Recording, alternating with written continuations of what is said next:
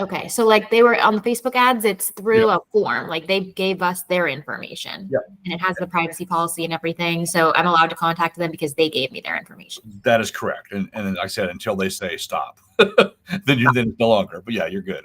Okay. Yep. I know there's things that went into effect September 1st about Tennessee as well. We're talking about that on the meeting on Thursday.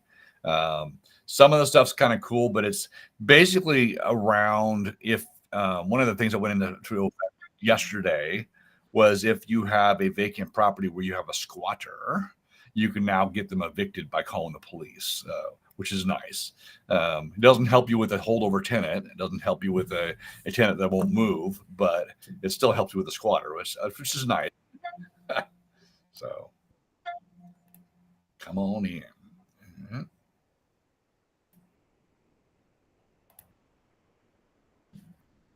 And we'll put something out, Jackie, on each one of those too. We'll get around to it. Hopefully later this week. Okay. Don, got anything for us this morning? Thoughts? I think you're muted.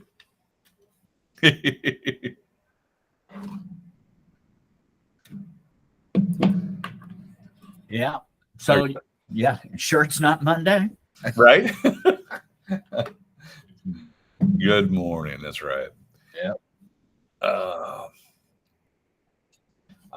I'm assuming many of you were probably busy over the weekend as well, actually doing work, but it's nice to take a few days off.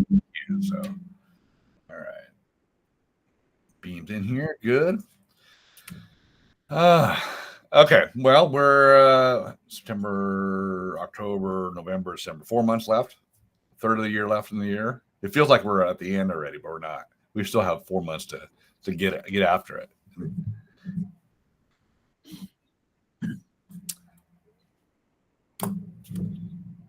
Anybody have any questions this morning?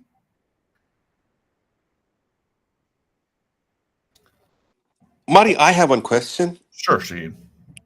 So, one of my clients, he liked a property in Missouri City, and we did the viewing as well. So when we check with the lender, the challenge what the client is having is because of this is tax filing. He has got a fabulous credit score. He's 730, 740, 750, the whole family.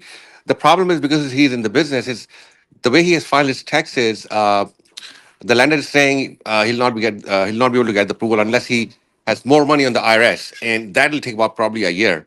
And my client is ready to pay for a lease for 1 year and then buy, and ready to pay the earnest money as well. So I just wanted to understand what type of contracts, how to go about it. I'm very new, so I just wanted to have your input on that. Well, I think the first thing is if they want to rent for a year, you have to find a landlord that understands that they don't report all their income, but they have write-offs, sort of like we do in real estate. We write off everything. So at the end of the year, it looks like we grossed less based on our costs or expenses. A lot of business owners do that. Some of the stores do it out of the till too, so they have a lot more income. So I know that they brought back, certain lenders are brought back the whole bank statement loans, so you can show money in, on a regular basis to provide value to get approved for a purchase later on. So I'll probably talk to Movement Mortgage. Don, what do you think? One of those guys, and talk about how they can qualify going down in the future. Landlords now, they want to see 3 times the income. Typically they want to have good credit scores, as you said. They don't mind typically getting paid up front, but they want to make sure that if a tenant can't pay after that point, they still have income coming in. So maybe a bank statement or a letter from an accountant could show that they have ongoing income that meets the qualifications for the landlord. Might be the way to go. But on twofold, I would look at that way. Maybe you can get a letter to show that they actually have consistent income for rental. And number 2, I would talk to a lender, because if they have the income, they just don't show it with the IRS. There's different ways to account for that through deposits. Don? Yeah, I was going to say that if it sounds like maybe the landlord may might be their first time around of being a landlord, maybe a little unsophisticated, don't understand how the nuances work for self-employed people and things like that, that maybe if the landlord has a CPA or somebody like that, maybe they could take that information to them and let the CPA explain to them about the amount of income that there actually is, if that's what the holdup is for them. They feel like that they don't have the income, have great credit score, but not necessarily the income. And that's the deal with leases. It's that every landlord has their own criteria. It's not like going and trying to qualify for a loan. It's pretty much going to be the same from A to B to C to D and E lender, but every landlord's kind of got their own criteria and the way they judge things. And what makes them comfortable. And that's driven a lot by the agent they work with too. So, Catherine, got a question? Got an answer. Okay, Yeah. good. I've done several leases where people didn't qualify, and I've had them do like 3 months up front, or depending on what they do have. Like I had a friend of mine, we sold her house and she had a lot of money in the bank, but she didn't want to buy again. She's in her upper 80s. And so we paid a year up front, and she pays a year each year now. So there's ways you can deal with it by offering, extra money to get around it. And depending, like you said, on what it looks like whenever they can show that they do have that up and down, of course, if you're living on commission income. Mm-hmm. And usually they're looking at an average as well, as long as they average a certain amount coming in, whether it be a bank statement or a letter from a CPA or your investment returns or whatever. I think one of the things on the flip side, or playing devil's advocate on this too, is in our market with the level of fraud that we're seeing, we'll see people come in basically that, either falsified records or they have a lot of money they want to pay a year in advance, but it's not them that moves into the unit. So we have to be very careful that we verify who's moving into the unit, because oftentimes they move in somebody else. They won't move out after the year and so forth. So even when there's money involved, there's still some questions. And most time a landlord just wants to be careful on who gets into their property. Yeah. And so, as long as you can assure them that these are good people, they've got good credit, they have a solid job, whatever, those are all things you can do to help win them over. Okay, that's good. Good way to start it. Thanks, Shahid. Anything else, guys? Any question? It looks like Shahid may have had a follow-up person. Sure. Thank you, Don. So this client is in the business for about 7 years, and I know him for quite a long time. And he is ready to pay the rent, and he wants to buy the same house. Since his lender is not approving the loan, he is ready to fix his tax filing. And after a year, he wants to buy the same property. So we'll go for the 2 agreements, or we'll go for one consolidated agreement. And the second would be, if you can suggest the lender, what we have on in-house. Thank you. Obviously, I think I would check with a different lender too, just to make sure they can't buy it now. There's always different programs to do so. But in your scenario where he wants to buy the house that he also wants to rent until he can buy the house, I always prefer, Don may disagree with me on the semantic. You can go either way. You can do a lease and then give them first right to purchase it in a year, or you can do a purchase agreement. I like a purchase agreement. I like saying we're going to agree to close in 13 months at this purchase price with this much down, with some maybe even some non-refundable earnest money, right? And then I would do a lease prior to close for that. And I would do a full lease for the year while they're in there for the occupancy, with everything else. So I would tie a lease to the purchase agreement so that, both parties have the idea that they're going towards a closing, and then the lease allows them to rent it and take possession, and it also gives the landlord the right to kick them out at the end if they can't buy it. So that's what I prefer. Thank you. Yeah, you're welcome. I've done and Shahid, on some of those, I've done quite a few of those in my own personal business, where people need a year or 2 years, but post bankruptcy or whatever it may be, they have the income. But oftentimes, it makes sense. If you can secure a nice price for your seller, sometimes, and you have someone who's when they are looking towards buying it, they're going to take better care of the property typically than a typical renter would. So that even that, it may be incentive for the seller to do something like that. So, Thank you. you're welcome. All right, what's next? Mm-hmm. While we are waiting for the next question, we are having our first in-person brokers meeting this Thursday. Hopefully you can all make it. We're going to go over at the Republic Square building over there off of the Katy Freeway, where we have our CE trainings. We're going to provide lunch afterwards, sort of a branch lunch and brokers meeting all in one. I hope you can show up, because I want to make sure we can network, see each other. And we've been able to do them all virtually for the longest time, but it's nice to get people together. We have some training involved. We have some updates. We have some kind of monthly awards, as we usually do, but it's better in person, I think, to at least once in a while. So hopefully you can make it.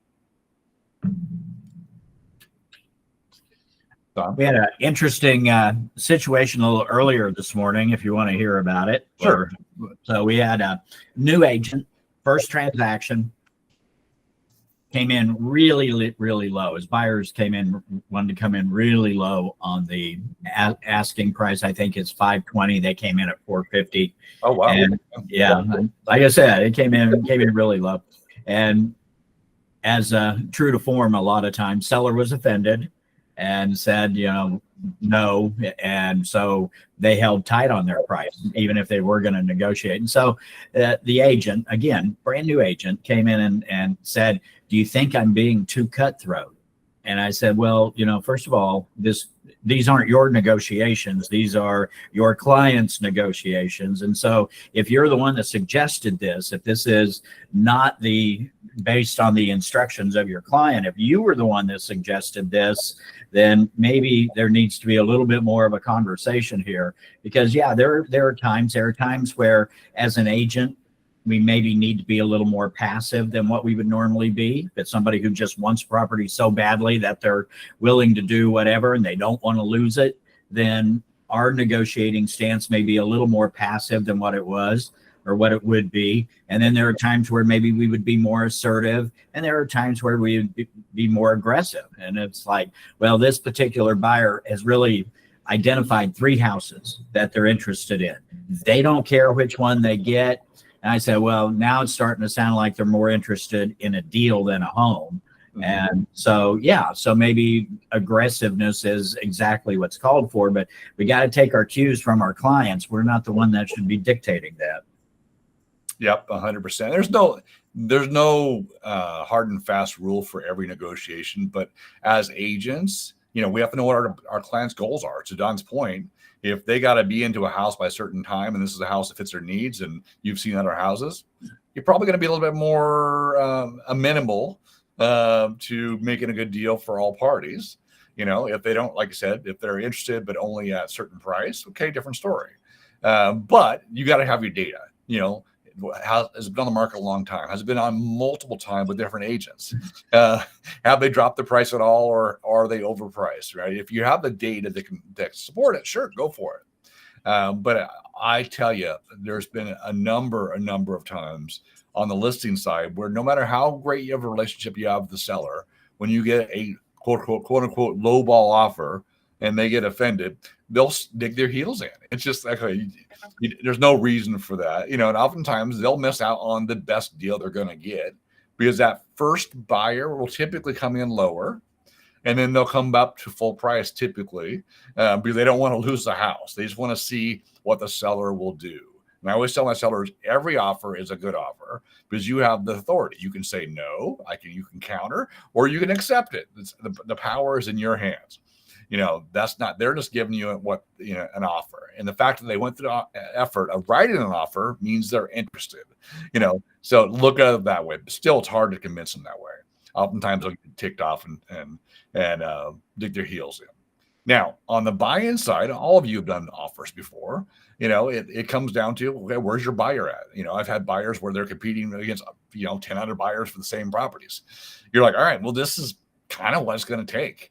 It's not about trying to get it for the lowest amount. It's trying to beat the others in those stakes. So what is it you want? Where's your hot button? What is it you want to do? When do you want to close? And then go in and make your buyer look as good as possible, as clean as possible, while protecting them through inspection, option period, whatever it may be, and to get the deal, right? So it varies based on the circumstance and your buyer. Don? Yeah, I mean, that's it. It's not, that's the other thing I told him. It's not, your stance, your aggressiveness or your negotiating is not going to be the same on every single deal. It's just, sometimes there are times where it makes more sense to maybe give in a little bit rather than stand your ground, dig your heels in, because especially the other side's going to probably do that too. And that's what they've got here. So they're going on to their second one. They're see what happens there. And that may, just by virtue of getting that response on the first one, they may be a little bit more agreeable on the second one, or maybe the third one. And of course, I told him, I said, don't give up on the first one. Things change. If the other two don't work and you come back with a decent offer on the first one, it'll be all is forgiven. They want to get it. They want to get it sold. Yep, they'll come around. Oftentimes, if no other offer comes in, to your point, and they come back with a reasonable offer, like, oh, okay, and they've looked around, decided this is the house they want. Who knows? What do you do, Don, when you're working with a client that consistently wants to lowball offer, and they miss out on 2 or 3? What kind of conversation are you having with them? Yeah, are you a ready, willing, and able buyer? It's that willing part that we're really at that point that we're questioning. You may be ready, you may be able, but maybe I need to question the willingness a little bit here. We need to think about that from our standpoint too. We've got 3 business resources. A lot of times this is how I'm going to phrase it to the buyers. Like, I have 3 business resources in my business: time, money, and effort. And I'm expending all 3 of those every time we go and do something.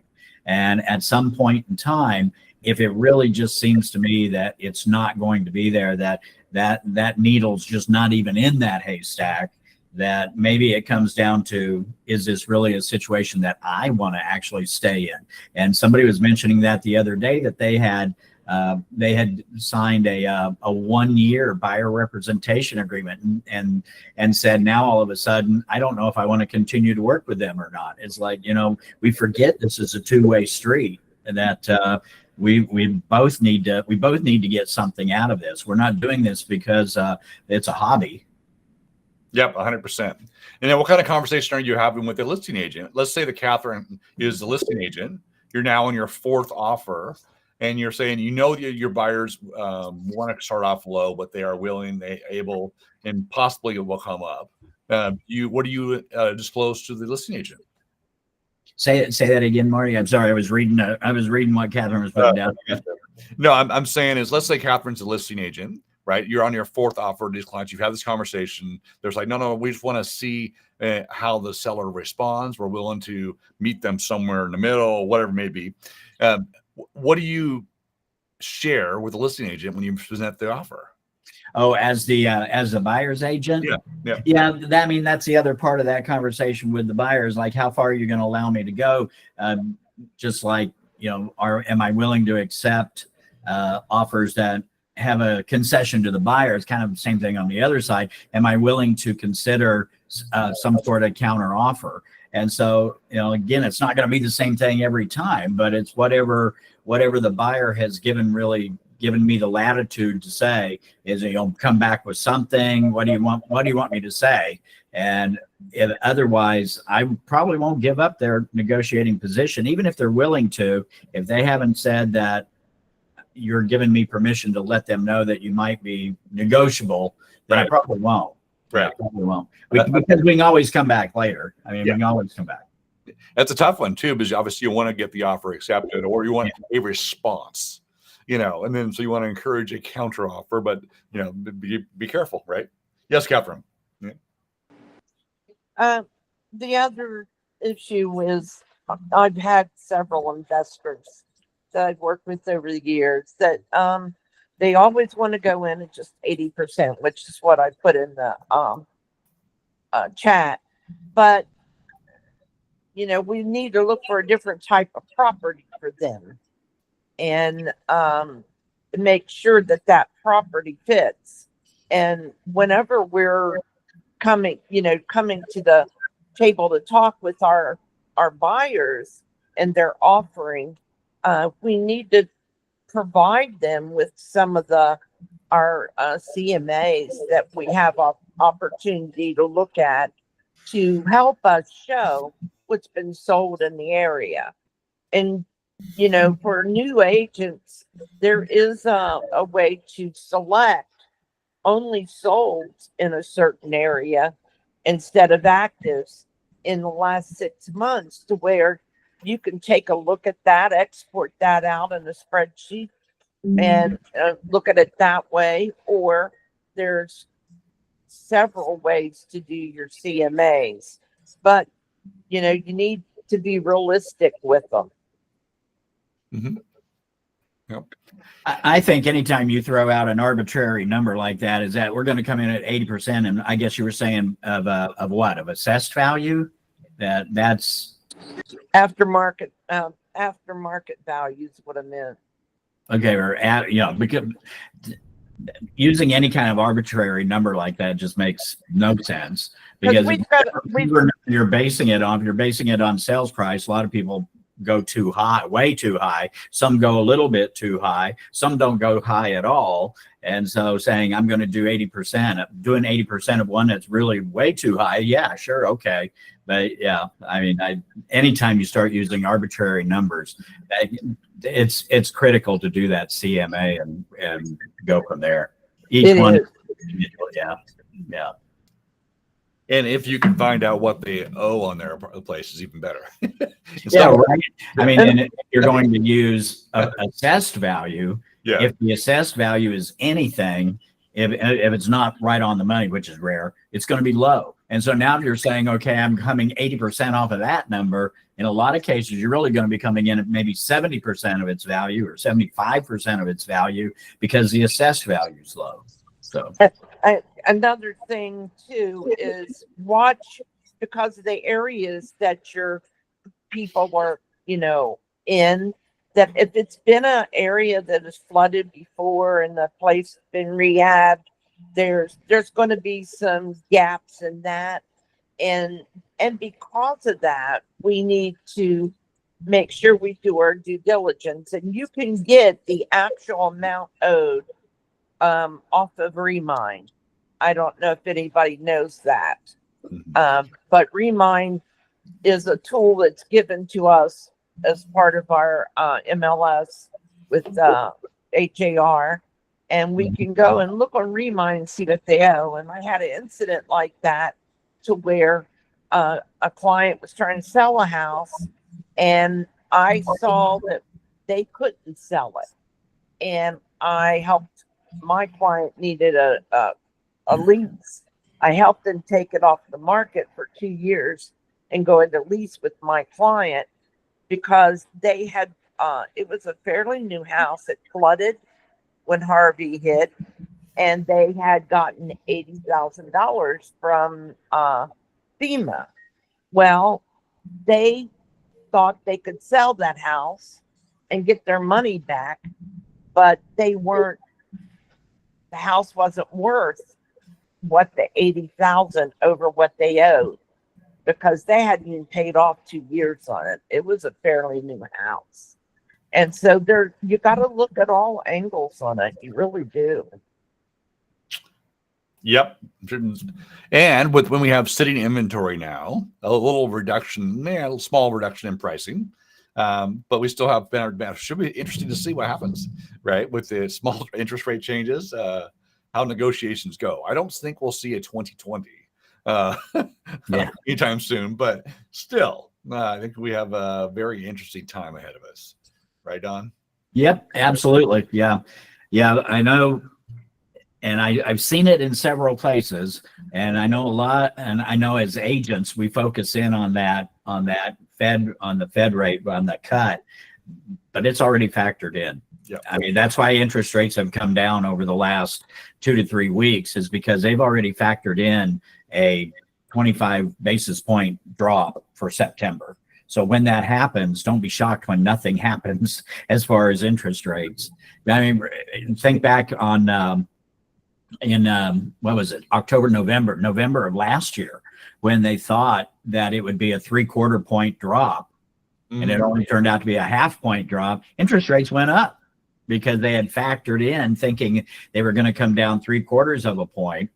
And it's not, when we, especially a lot of times, I think when we talk about that drop, the point drop, that we think that it's a dollar for dollar drop or a percent by percent drop, that if I drop it 1/4 on the Fed, then interest rates are going to drop 1/4. That's not true. It's not a directly proportionate thing. It always amazes me too, because you have the resale rate, the secondary market rate, you have the lending rate, and then you have the mortgage rate as well. And having spent, I don't know, 5 years in lending as well, each lender also has their overlays. So they have, here's what we get it at, here's what we're going to market to the consumer at as well. So there's always it doesn't change, or it does. It's not a dollar for dollar, as Don's saying. So, yep. And the interest rate that gets quoted by lenders is looking at absolute best scenario, where everybody's credit is above 740, and everybody is what they consider A paper. Right. Yeah. Indeed. Let's see. Anyway, next question. Anything else? This is good. Good lively discussion for a Tuesday after a holiday 3-day weekend.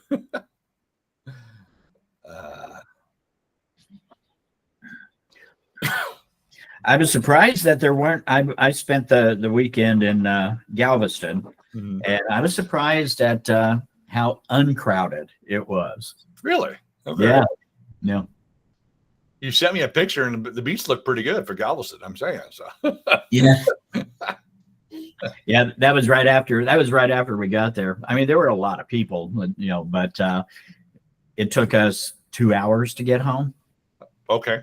I mean, but we came up the back way through Winnie and came back down 10. So anybody else have something going on there? Yeah. Catherine, go ahead. Oh, I can always bring up a scenario to deal with. I attract them like a magnet. I had a out of town client that I've been working with, and we had gotten a manufactured home that it totally redone, and we got it under contract. And when the inspection time came, they had taken down all the final walls in the manufactured home, did a beautiful job. I'm talking, it looked beautiful. But when the inspection time came, they had put the water heater, which was a very old one from 2000, they built it in, but they built it in to where it's going to have the wall tore out to get it back out. And the other thing is the AC unit, that the heating and cooling portion of it. It was raining that day, and my inspector showed me the condensation was just flying water out of it. The pan was overloaded, and there were live wires underneath. So it's dangerous. And anyway, even though it really looked beautiful, it had this underlying problems. Plus, there was most lenders are going to make sure you do a retrofit on a manufactured home. And the agent that I was working with didn't know what a retrofit was.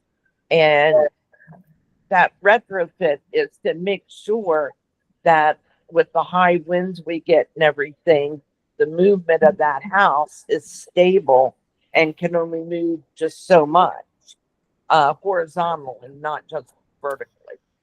But they didn't even know what that was. And it was like $4,600 that quote to get that retrofit. And there wasn't enough gap in that property, you know, for what the buyer was going to be able to deal with. It was going to cost him $30,000 to get in that house. And you just have to really be careful, things like that. And I hated it because it's, you know, it was, and the property also, the drainage around the house, it came right at the house. And the, I brought a contractor in and he gave an estimate and said that he's not allowed to drain it in another person's yard. So he's got to put like a French drain and send it out to the area ditch, you know, in front. So be careful if you do a manufactured home. This one kind of broadsided me because there were so many underlying things. And of course we backed out, but they flew in town and they've got a new build under contract now. I'll get it executed today. But Good. crazy was just crazy.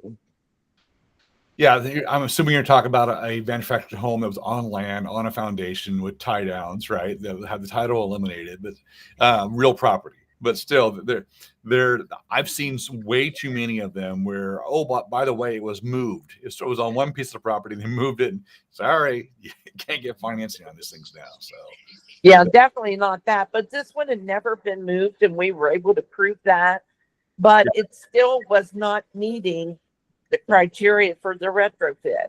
Yeah. And the lender required it. So there was nothing we could do but walk away from it. Yeah.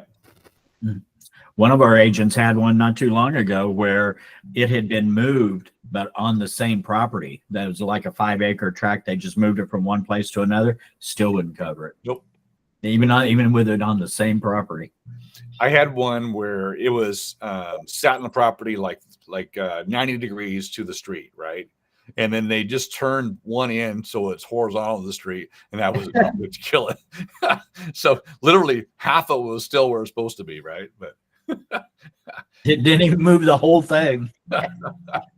Oh no! Pivoted it the other direction. It was still too much. So I don't know if that's structurally issues or what the deal is with that, but still. Definitely it is. It's structural because when you move those manufactured houses around, you're not going to put them back as sturdy as it was the very first time. Yeah. It starts showing that wear and tear, and that's why it happened. And I've sold several, and I've even set up several for my family over the years. Before I got into real estate, I helped them set up the manufactured homes. But you got to be careful with it. But it could be a nice answer for certain situations. But I worked with a young couple one time, sold them their first home. Then they outgrew that one, had children, sold that one, bought them another home, a bigger one. And then they decided that, lo and behold, now on their third or fourth child, I think it was, they wanted to buy land and put a manufactured home on it. I'm like, okay. The land part was easy. Getting the home on the land ended up being about 9 months for them to get everything done. The land prepared, the trailer on there. And they're like, wow. It can be crazy. And especially if they don't have public water and sewage. Yep. Because you got to do well and septic and everything. And they don't take those expenses into account when they're budgeting. And it really messes things up for them. Yeah. They're eventually happy, but they would never do that again. It was the ordeal was a lot for that very reason. So yeah, it's funny. All right, we got a few minutes left. Any questions, any concerns, obviously, with the market, with your marketing, lead gen? We got it during our meeting on Thursday. I'm going to be doing some a little teaching on networking that was prepared by HomeSmart, which is pretty cool. And then on Friday, we're going to go over something they've sent over for just general, like lead gen 101. I mean, bottom line is following up to your clients, adding to your database, the usual stuff, but it's good stuff. And then some. So, yeah. And don't discount your relatives. Yes. Well, yeah, in real estate anyway. Yeah, actually yeah. And I guess that dollar wise, like if you represent them, don't discount. But as far as business itself, yeah, I've talked to a lot of agents who, they get this sales mentality that now they're thinking of themselves as a salesperson. It's like, oh my gosh, my whole family hates salespeople, and now here I am one. And so I'm not going to pester them. I'm not going to bother them. I'm not going to do anything. I'm not even going to let them know I'm in the business. And it's like, oh no, you gotta let them know. We've got to think of ourselves as service providers. We provide service. And so what are we doing? We're offering a service. If they don't take us up on it, it's because they don't need it. I've never met anybody who got a real estate license and went and told somebody in their family, hey, got a real estate license. And so the family member says, oh, okay, well, we'll go out and buy and sell a house just so, you can put that license to use. Yeah, it'd be nice to meet that person, but still. Yeah, right. I want them as a family member. Yeah, very good point. It only takes one time for a family member to buy something without you, and you went, "Oh, I should probably let you know," or friend, or whatever it is. We can't be secret agents, as Don and I often talk about. Yeah, it is once again, who will take better care of your family than you?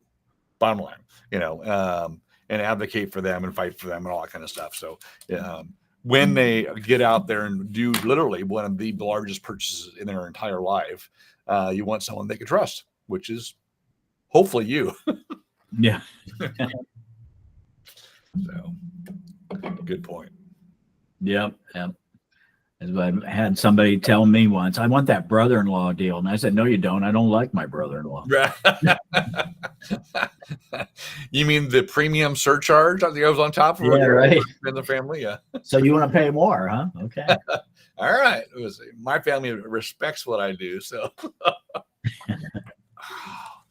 I remember I had some friends of ours that were looking to buy investment property one time. They go, and they made a comment. I go, don't do that. It doesn't make it easier. I'm just going to advocate for you. You can trust me, but there's nothing easy in this business. You never know what might come up. I used to have a broker that had 1,001 things that can go wrong during a transaction, and he would have a book that you could hand out to buyers and sellers, knowing that, hey, when things go wrong, which they oftentimes do, and we can't tell which one it is, we're going to handle it together. Have the experience to navigate this, and this, and it puts people at ease. But you think about it, there is a bunch of things that, whether it be appraisal doesn't come in, the buyer loses their job, the seller, who knows? So it is crazy to think that the number of obstacles that we have to overcome with our clients, right? Yep. I saw Catherine posted about referral agents. They're getting referrals from other places, and it made me think of a growth summit. Yes. Yeah. You can, if you really want to work on referral business, something like that is the place to do it. There is so much business created there where people from obviously different states, networking, you've invested time to come to Arizona. And so you start getting referrals from Arizona, from Colorado, from Florida, and so forth, and vice versa. It's pretty good call out. One time, just one transaction will pay for Growth Summit. Yep. Good call out. Yep. Okay. I had something. Oh, we'll talk more about this as the law changes. Obviously, we have the September 1 law changes, and the January 1 law changes as well that will affect showing agreements and that kind of stuff. One of the things coming in January 1 is going to be very interesting. And we don't really allow those anyway, but without broker permission. But one of the changes coming forward is if you hold an open house for an agent that isn't part of our brokerage, the new law says that you must get a buyer, provide an IABS and a buyer, and have a signed buyer agreement with every person who comes to see the house. So before they can even come into the open house, you have to have something in writing. So it's going to basically eliminate holding open houses for other brokers. Holding open houses for your own broker and other agents in our brokerage is perfectly fine. But that's going to be very interesting. I don't know how they're going to police that, but still. Yeah, I think they finally got around to the point to where they started to take a stand on what that relationship is. What is that relationship between this company who has this listing and an agent from another company who has no tie at all to that listing agreement or anything else? What are they? Who are they in terms of representation, in terms of their position? Who the heck are they? Right. And I think maybe they're taking a stand there and saying they're nothing, that they are just somebody who's there. They're not covered by that listing agreement. There is no real relationship there. And so it's just like working with any other buyer, that you have to get that IABS done, get the IABS to where they understand that you're there, but you're not really covered by that listing agreement because you're not there. And you're not really, at that point, you're not representing anybody. Right. And on top of that, they got rid of sub-agency, right? So you're not, the assumption would have been you're a sub-agent of the seller, but nope, you are not. And so crazy stuff. Yep. What about open house for a new builder? I would think so. It's still, we don't have a listing agreement with them. Yep. I think it'd be the same. I think they're just trying to make it so difficult that it'll stop, that the practice will stop. Yep. I agree. Because it should anyway. It should. And there's plenty of our listings from our other listing agents to hold open houses here. So I agree. Yeah. All right. Yeah, I think it's a practice that never should have happened. It never made any sense to me to have why would you want somebody from another company coming in and potentially getting business from your listing? Right, that you're generating, yeah. And your marketing dollars I know. It makes no sense. I already tried to stay in-house on that. Yep. That's the way to do it. I mean, when you've got 1,500 agents, surely you can find somebody. Right. Is it anything you don't want to do it yourself? Right. And Don, you have that open house class coming up too. That's right. Okay. I think it's gonna be. We'll let everybody know. Don's got a class on open houses coming up on how to do them the right way, or at least an effective way, so you're not wasting your time. Right, Don? Yeah, absolutely. Throwing up signs on Saturday and hoping that somebody comes in. That's really, it starts on Monday. I mean, if you really want to hold a house open and you really want to do everything you can to try to get attendance, you start on Monday. You start on that Monday before, and there's stuff that you can do every single day to try to bring stuff in. And I've got a couple of things that I have used over the years that I've never really seen anywhere else that I might be persuaded to share too. That'd be awesome. I know that there's a challenge that Rich LaRue, our vice president of West Coast operations, or whatever his title is, that some of the Arizona teams had a challenge about doing open houses. And a couple of agents did an open house like every day for a certain amount of time, like 6 weeks. And the amount of business they generated was quite impressive, but they were intentional about how they did the open houses, and it was consistency over time. And they have a ton of signs, a lot of marketing, a lot of promotion. But they found it was a great way to generate it if you're doing them the right way. So it's old school, but it works, Hey, Bean, go ahead. Regarding this IABS, as you know, there are a company called Xiaomi, and wherein a listing, if the listing agent cannot show or buyer's agent cannot show or out of town, they can request somebody else to show. So in that situation, they need to have ABS. Yeah, that's just it's going to be in January. It's going to be they're not part of the listing agreement. They're not part of the brokerage. I would much rather, obviously, turn to another home farm agent if you want, and work out a referral agreement or hand off the buyer lead to them for that matter, because they're part of the same brokerage. They still need a buyer rep to show the property, though. Yeah. Open So house. this is after January. This is not for open house in any listed home. January 1st. And then for open houses on January 1st as well, if you're doing an open house for some other broker, like this would be, if you hired a Shawami agent from Keller Williams to do your open house, they would have to get a buyer rep with every person that entered the property.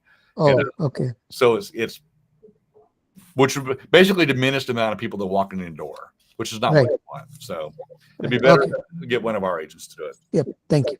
Uh-huh. It's Don's point. I think they're putting a stop to it, which is good. Yeah, I think there are a lot of companies already that do not allow their agents to be a Shawami agent. Yeah. A lot of companies have already put a stop to that and said, it's too confusing. I mean, even the agent doesn't know what the heck they are. It's like, what can I say? What can I not say?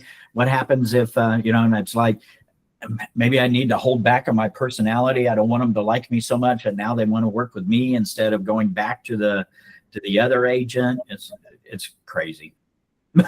Even when I was at Redfin actually has agents under them. They have employee agents and they have independent contractors, and those are the showing agents, are paid per showing through the company. So they have their own model. They have their own agents still under the same brokerage, but you would have that a lot where the showing agent would win the rapport. And then they didn't want to work with the actual agent. So even in a company where they set it up that way, it's tough. So, yeah. So that's for clients not represented. Yep.